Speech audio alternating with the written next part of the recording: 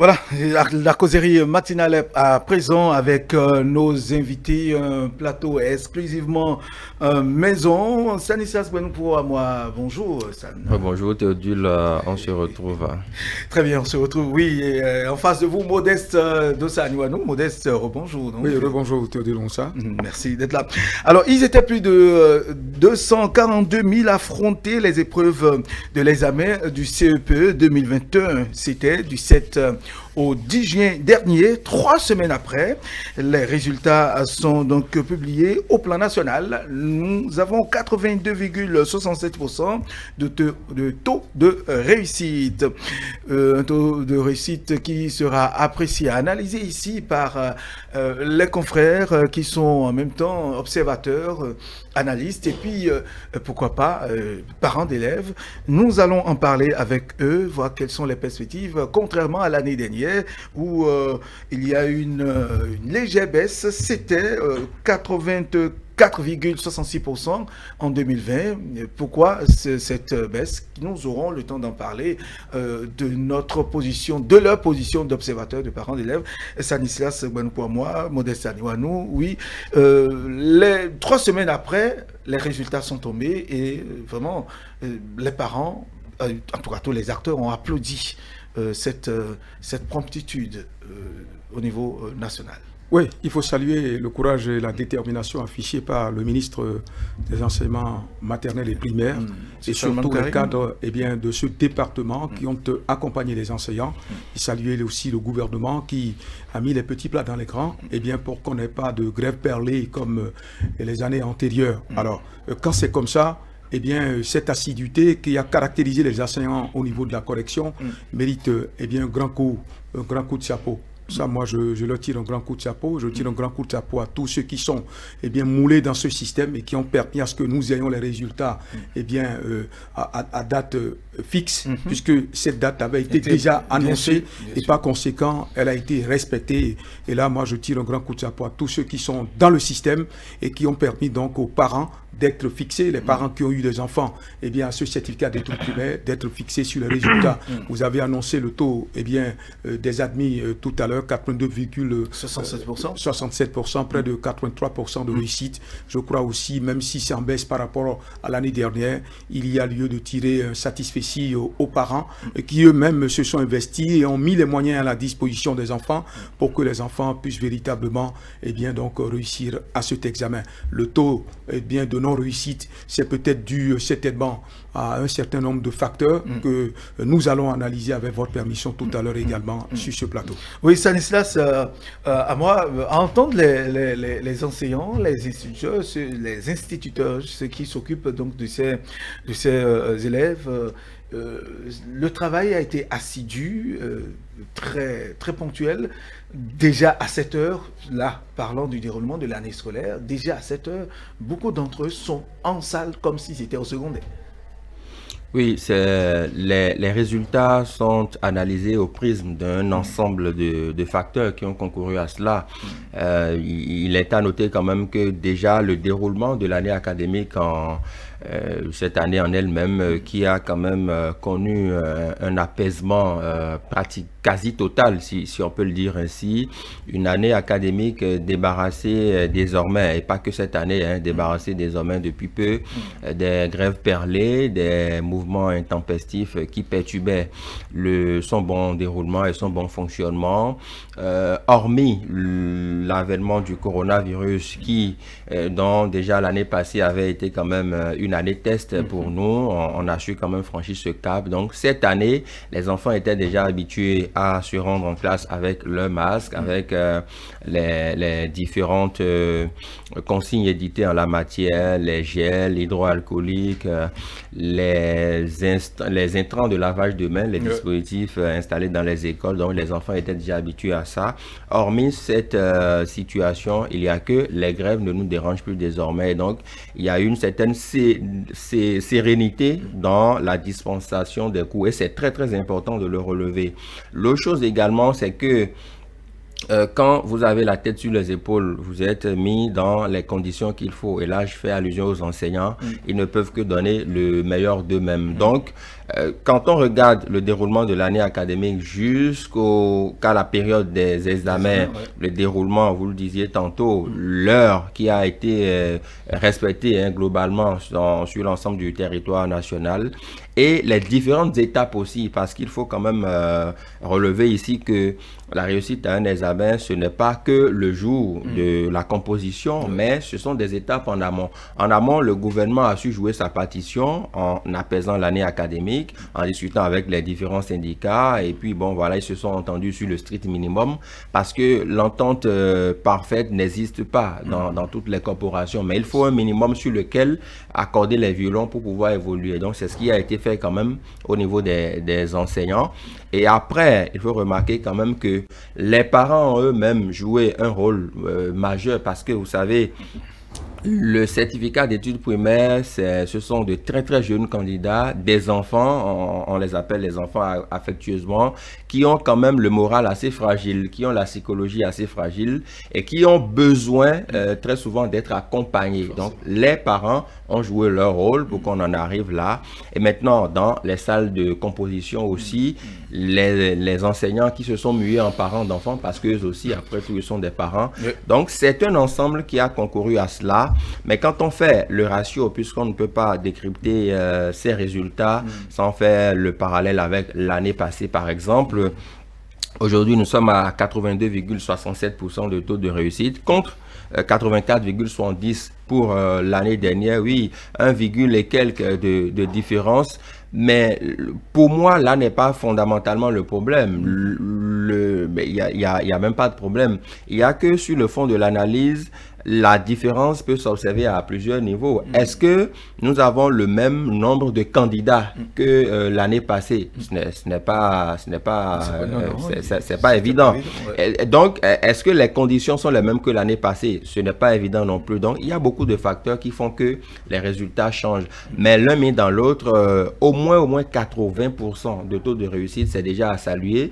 Et il y a cette constance désormais depuis quelques années. Oui, justement, c'est cette constance qui interpelle plusieurs. Oui. Depuis, je dirais, 2016-2017, les résultats sont souvent les résultats sont souvent au-delà de 70-80%. Donc, on a pu assister à 50 ou 60%. Donc, c'est déjà un effort dans la constance qui est fait. Reste à ce que ça soit pérennisé. Et que ces enfants qui franchissent ce cap sachent que c'est un nouveau défi qui s'offre à eux désormais. Mais qu'est-ce qui justifie ce taux, je dirais, cette constance dans le taux de réussite au CEPE, surtout, selon vous, Modeste Animanou? Oui, c'est la qualité de l'enseignement qui est dispensé. Il faut avoir le courage de le dire à ce micro. Tant dans les établissements publics, nous avons pris par les établissements publics. Oui, Moussa. bien sûr, en 79, quand je passais, eh bien, le CEFEB, contrôle des études de fin de l'enseignement de base, eh bien, il y avait donc un enseignement de qualité. Le CEFEB d'alors. Oui, le CEFEB d'alors. À 79, en 79, à l'école urbaine à Papa-Nord, derrière l'église de Sacré-Cœur. Je quittais donc le CNAD pour y aller. J'avais une mère qui était assidue derrière moi, tel qu'il a dit tout à l'heure. C'est nos mamans et nos papas qui véritablement savaient qu'il fallait nous donner les moyens qu'il faut pour que nous puissions réussir. Alors, je crois que la qualité de l'enseignement qui est dispensé aujourd'hui, hier, il y avait des enseignants qui gagnaient 30 000, 35 000 francs CFA. Mais j'avoue qu'aujourd'hui, il y a des enseignants du primaire qui sont au-delà de 150 000 francs CFA.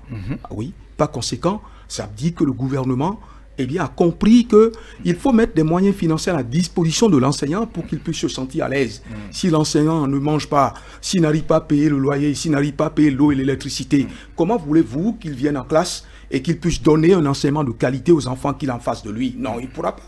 Quand il ne mange pas, et s'il vous plaît, c'est le guerrier, le cuicli qu'il est obligé de prendre tous les jours, mais quand il vient au cours, souffrez qu'il aille s'asseoir derrière et somnoler, que de venir devant les enfants et leur dispenser un enseignement de qualité. Donc, Théodule, c'est l'enseignement de qualité qui a été dispensé et qui a été soutenu par le gouvernement en place. Il y a eu aussi tout le système de contrôle de mise en place. Tout à fait. Il y a eu des cadres qui ont permis à ces enseignants de véritablement renouveler les anciennes connaissances qu'ils avaient en tête. On leur permet d'aller se recycler.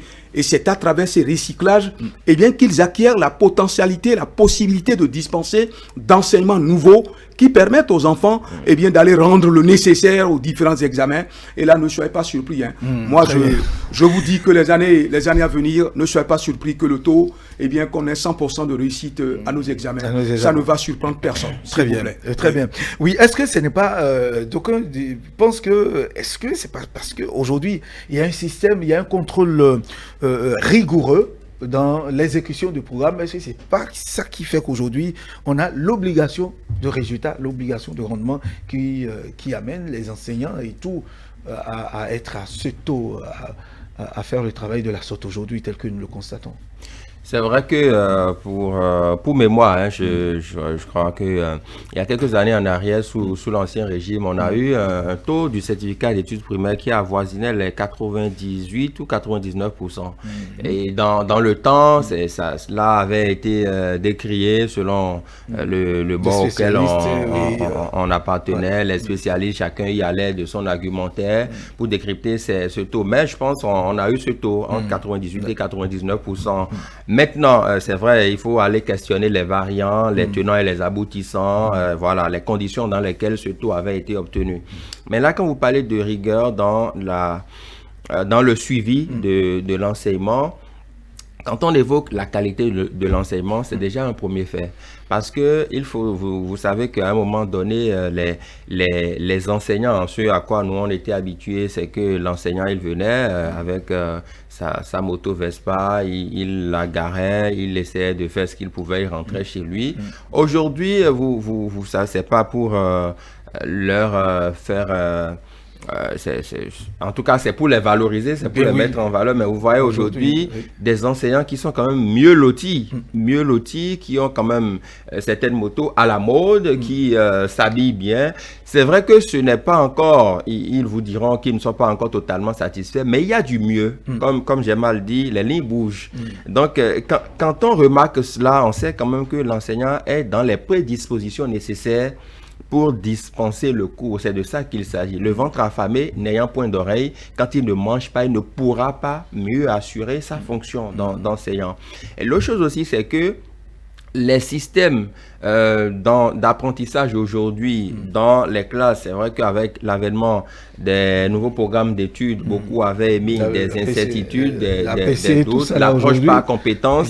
Au fur et à mesure, c'est un programme qui est, c'est vrai que quand on a un nouveau programme qui est adopté comme ça, il y a forcément des réglages à faire, des automatismes à adopter. Mais au fur et à mesure, je crois que les couacs sont enlevés et il y a quand même que beaucoup d'efforts sont faits pour que ces nouveaux programmes d'études-là puissent connaître une certaine adaptation avec le niveau des enfants.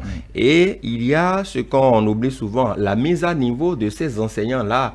Quand par exemple, à l'approche de la rentrée académique, pendant les vacances, il y a certains cours de mise à niveau qui sont organisés en faveur de ces enseignants pour qu'ils puissent s'adapter, pour que les nouveaux qui entrent dans le corps puissent s'adapter à ce qui se fait sur le terrain, histoire de faciliter les cours, l'enseignement dans les classes. Donc, c'est un ensemble qu'il faudrait reconnaître aujourd'hui et espérer que cela puisse continuer, parce que quand on est dans une constance, il ne faut pas reculer, il faut toujours faire l'effort d'évoluer davantage. Et donc, c'est de ça qu'il s'agit. Sitôt que l'État continue de faire ce qu'il a à faire, parce que la prochaine rentrée se prépare dès maintenant. Il ne faut pas attendre 2 jours, 3 jours pour commencer par discuter. Donc, ça se prépare dès maintenant. Et nous avons quand même remarqué, qu'on l'aime ou qu'on ne l'aime pas, qu'on a un gouvernement qui essaye d'anticiper dans la plupart des cas, dans la plupart des sujets brûlants, qui essaye d'anticiper les événements. Et donc, il ne serait pas surprenant de voir quand même le gouvernement déjà discuter avec les syndicats par rapport à la rentrée prochaine, par rapport aux mesures à prendre, par rapport à un certain nombre de conditions à mettre en place, histoire d'anticiper, de voir un peu ce qui a lieu de faire. Donc c'est très important déjà. Félicitations à nos enfants qui ont pu quand même tirer leur épingle du jeu. Et à ceux-là qui n'ont pas pu tirer leur épingle du jeu, c'est le moment quand même pour les parents d'échanger avec eux, parce que ce sont des âmes fragiles, ce sont des âmes innocentes. Échanger avec eux, leur dire oui, tu as ton camarade qui va faire le collège l'année prochaine, mais ce n'est pas encore tard pour toi. Tu es brillant, tu es bon, ton heure va sonner. Donc, il faut essayer de les accompagner émotionnellement aussi, parce que nous avons observé dans la plupart des cas, certains enfants qui sont très brillants en classe, mais qui échouent qui échouent aux examens pour du peu, hein, oui. C'est à quelques détails près ils échouent, donc ce n'est pas la fin du monde. Il faut les armer moralement pour la suite. La suite. Le littoral vient en tête pour le classement. Le pourcentage est donné. Et puis, l'Atakura ferme la marche. Le littoral aujourd'hui, est-ce que c'est parce que Cotonou constitue la grande concentration démographique, la ville métropole, que ça se passe? Parce que l'année dernière, c'était de l'autre côté de l'Okossa qu'on a retrouvé le premier. Aujourd'hui, ça revient.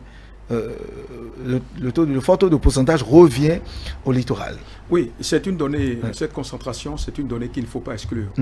Mais il faut intégrer une autre donnée.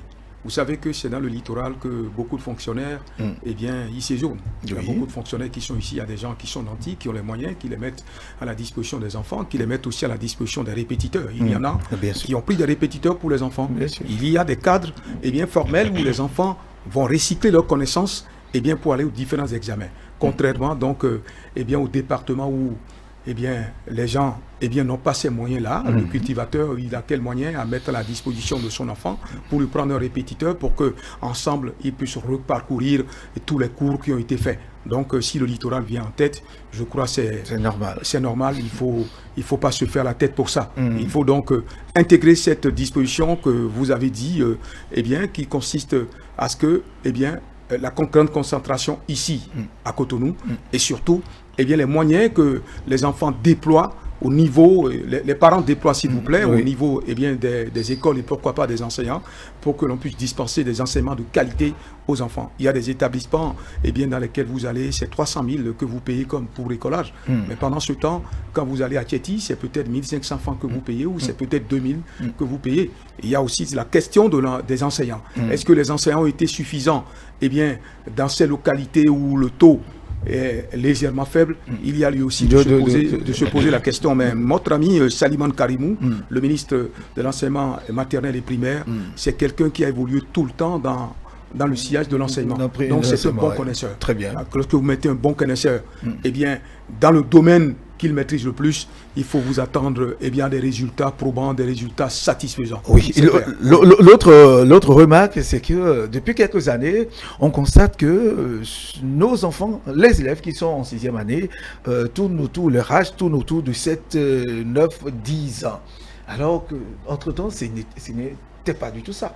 Si bien que vous les retrouvez déjà en 6e année, je dirais en 6e du collège, à 10 ans parfois, à 11 ans, ils sont là. Tout petit, qu'est-ce qui l'explique selon vous, Stanislas Ouanoupoua?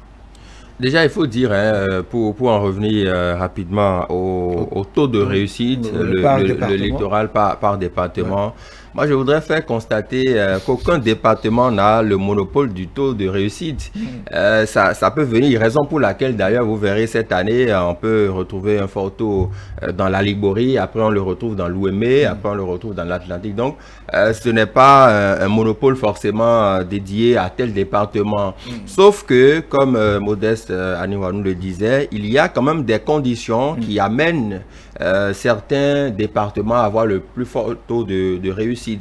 Mais le fait d'avoir le fort taux de réussite ne veut pas dire forcément qu'on a le premier du Bénin. Il y a plusieurs années sur lesquelles on a eu le premier du Bénin à tel ou tel examen dans le Nord profond ou dans le Mono, dans le Koufo, alors qu'il y a des forts taux de réussite dans certains départements. Donc il y a quelqu'un qui sort du lot carrément, mais le plus grand taux de réussite, c'est dans un autre département. Maintenant, pour en revenir, concernant l'âge des enfants aujourd'hui, en tout cas pour le peu que moi j'ai pu observer depuis l'année 2000, année au cours de laquelle j'ai eu mon certificat d'études primaires, il y a que C'était déjà dans cette tranche d'âge déjà. Nous, on était déjà dans cette tranche d'âge, 9 ans et demi, 10 ans, c'était ça. Le plus jeune à l'époque avait 8 ans. Donc, c'était déjà ça. Mais on nous a conté effectivement l'histoire selon laquelle, avant nous, beaucoup de personnes, et c'est ça même qui a amené l'expression les gaillards, je ne sais pas si vous les avez connus, les gaillards de la classe, quand il y avait ils vont s'asseoir derrière, pépins, voilà, on s'assoit derrière, et quand on veut, il y avait un système quand même de correction des enfants, la lanière, les palmatoires et tout ça. Et quand on voulait accélérer la sanction, on faisait appel aux gaillards, on vous couchait sur la table. Et ce sont ces gaillards-là qui, en classe de CM2, vous tenaient les bras, tenaient les pieds pour qu'on puisse vous fesser. Donc, il y avait ces gaillards-là. On nous a conté l'histoire. Ces gaillards qui avaient quand même autour de 12, 13... Cela sous-entend que vous n'avez jamais reçu les fessées, c'est ça? Vous voulez vous confesser ce matin-là? Donc, mais j'en ai vu des camarades qui les ont reçus, voilà. Et donc, ça aussi, ça fait partie des avantages. Quand vous travaillez un peu à l'école, vous êtes exempté des fessées et des lanières parfois. C'est ça. Donc, c'est ça qui s'agit. Donc, l'âge aujourd'hui, je pense que les enfants sont très précoces en matière d'intelligence. Ils sont très fertiles dans la tête et l'âge aujourd'hui ne saurait surprendre. Mais il faudrait que ceci ne soit pas un trompe-l'œil. C'est-à-dire que si votre enfant obtient son CEP à 8, 9, 10 ans... Et a suivi le cursus normal, ouais. Il faut maintenant le préparer pour l'avenir parce qu'il y a de grandes échéances qui arrivent. Le BEPC, le baccalauréat, la licence, la maîtrise. Donc, c'est maintenant qu'il faut lui dire, c'est bon, tu es très jeune, mais efforce-toi d'aller de l'avant, de maintenir le cap. Donc, parce que vous allez remarquer, l'enfant, il a son CEP à 10 ans, mais autour de 22, 23 ans, il continue toujours de chercher le bac, ce n'est pas bien. Donc, c'est un socle, c'est un premier fondement pour maintenir le cap pour la suite. Et j'aime à le dire, réussir à un examen ne veut pas dire qu'on a toutes les compétences requises pour cette classe-là. Si des parents constatent que, bien que l'enfant ait réussi, il y a encore des lacunes dans certaines matières de la classe de CM2, autant l'occuper à régler, à combler ces lacunes-là avant d'entamer la classe de 6e, parce que les lacunes, ça suit toujours, qu'on le veuille ou pas. Et l'autre chose, Modeste Aniwanou, ce sont des enfants très éveillés. Vous les voyez, la plupart d'entre eux s'expriment aisément bien, quand même un très bon niveau, très éveillés, très promptes. Cela est dû à quoi? Est-ce que c'est, comme on le dit, les changements que nous observons, est-ce que c'est le temps? À quoi cela est dû selon vous? Non, vous savez que la médecine a forcément bien évolué. La médecine aujourd'hui, les comprimés que les femmes prennent sur les grossesses, les conditions dans lesquelles ces femmes-là évoluent également, eh bien, la médecine a apporté un certain nombre d'aisances au niveau des enfants, qui sont des enfants intelligents, surtout que quand le père et la maman sont en parfaite harmonie, et la maman porte sa grossesse et il n'y a pas de problème, ça s'entend formidablement bien. Vous avez 1000 chances sur 1000 de mettre un enfant superbement intelligent au monde. Et les enfants qui naissent aujourd'hui naissent avec une très forte intelligence. Je ne veux pas dire que dans les autres années-là, il n'y avait pas de gens qui naissaient avec une très forte intelligence. Mais lorsque vous allez un peu dans les contrées reculées, vous vous rendez compte que la médecine traditionnelle aussi a eu son mot à dire. Quand vous êtes enceinte et les parents vous préparent les infusions dignes de ce nom. Des infusions qui véritablement apportent un plus à la santé mentale de la mère, à la santé de l'enfant qui est en son sein. Vous avez beaucoup de chance de mettre au monde aussi des gens superbement intelligents. Tous ceux qui sont au gouvernement aujourd'hui, lorsque vous les prenez, vous les pesez véritablement, vous vous rendez compte que c'est des gens qui sont nés dans des contrées très reculées. Et qui, chemin faisant, ont atterri à Cotonou, sont allés à l'Université nationale du Bénin. D'autres ont eu la chance d'aller à l'étranger pour continuer les études. Donc ça voudra dire que, et la médecine moderne et la médecine traditionnelle, puisqu'il y a des enfants encore qui naissent dans nos contrées et qui sont superbement intelligents, ces deux médecines en sont pour quelque chose. Lorsque vous prenez les feuilles authentiques et que vous ne mélangez pas du n'importe quoi, vous guérissez de votre maladie. Lorsque vous allez à l'hôpital et on vous prescrit les médicaments dignes de ce nom, et vous n'allez pas acheter les médicaments sur les étalages, qu'on connaît là, les étalages sauvages, vous guérissez de vos maladies. Donc je crois que, il faut dire que c'est la propension terrible des comprimés de valeur que les femmes aujourd'hui consomment sur les différentes grossesses, eh bien, ce sont ces médicaments de valeur qui vaccinent les enfants. Eh bien, nous avons des enfants qui naissent superment intelligents, comme eh bien, dans nos contrées, dans nos villages où nous sommes nés, où nos parents eh bien, préparent les infusions et nous donnent, et puis on est superbement en jambes, et qui sont à l'origine de ce fort taux du petit âge que nous connaissons, eh bien, dans la réussite aux différents examens. Merci. Stanislas, votre avis sur la question? L'éveil des enfants très jeunes de nos jours. Oui, c'est sûr que les vôtres vous éveillent déjà et vous vous posez la question. Est-ce que vous avez ces mêmes réflexes quand vous avez leur âge? Bon. Oui, c'est vrai que ce sont des questions qu'on se pose. La remarque à mon niveau, c'est que même quand on dépasse le CEP au niveau du baccalauréat, on a connu je ne sais pas si ça a changé légèrement, mais on a connu des gens qui avaient eu le baccalauréat à 16 ans. D'autres qui les avaient eu à 15 ans et demi, d'autres à 17 ans et tout ça. Donc, de plus en plus, il y a l'éveil, il y a la précocité de l'intelligence. Je pense qu'il y a plusieurs facteurs qui entrent en ligne de compte dans cet éveil-là des enfants. Vous avez des enfants aujourd'hui qui vous posent des questions auquel vous ne vous attendez même pas. L'enfant est avec vous, vous suivez peut-être la télévision et il vous sort une question qui vient de nulle part, mais quand vous le regardez, comme on le dit, la question dépasse son âge. Mais c'est lui qui l'a dit, vous surprenez à vouloir lui donner une réponse parce que vous vous dites, mais avec son âge, je ne pense pas qu'il puisse me poser une telle question. Donc les enfants sont très éveillés aujourd'hui, ils sont très précoce dans l'intelligence. Ce qu'il faut dire, c'est qu'il y a une canalisation au niveau parental. C'est ce qui est important. Parce que quand votre enfant est éveillé, il a la curiosité trop poussée, il faut pouvoir le canaliser pour qu'il sache comment dire les choses, quoi dire et devant qui poser certaines questions aussi. Tout ça fait partie de l'éducation. Mais le reste, on doit être fier. Quand vous êtes dans une nation où les enfants ont l'intelligence fertile, quand on sait quand même que l'enfant est le père de l'homme et que demain, ils sont appelés à diriger l'État à différents niveaux. Il faut être fier de cette intelligence-là, les accompagner pour que demain, ça puisse porter ses fruits. Maintenant, l'autre aspect que j'avais voulu qu'on aborde, c'est l'aspect des e-résultats. Avec le coronavirus aujourd'hui, il y a des plateformes qui sont dédiées aux résultats. Les parents qui ne sont plus obligés forcément de faire la veille au niveau des centres de composition, de se déplacer pour aller consulter les résultats. C'est très important de le souligner. Anciennement, on était habitué, surtout avec notre jeune âge, à l'époque, on était habitué, on restait à la maison. Ce sont les parents ou le grand frère, la grande soeur qui allaient s'enquérir de nos résultats. Parfois, ils faisaient le tour des centres de composition pour voir un peu à quel niveau ça sera affiché. Et anciennement, c'était même les tableaux. Les résultats n'étaient pas imprimés, c'était les tableaux sur lesquels on inscrivait les noms. Mais aujourd'hui, avec la plateforme e-résultats, initiée par le gouvernement du Bénin, depuis votre maison, depuis votre smartphone, vous entrez les données et vous avez le résultat de votre enfant. Donc, c'est quand même des prouesses qui sont là et qui sont à saluer. Aujourd'hui, disons, dès la rentrée prochaine, on aura ce nombre pléthorique de ces jeunes candidats qui iront dans les lycées.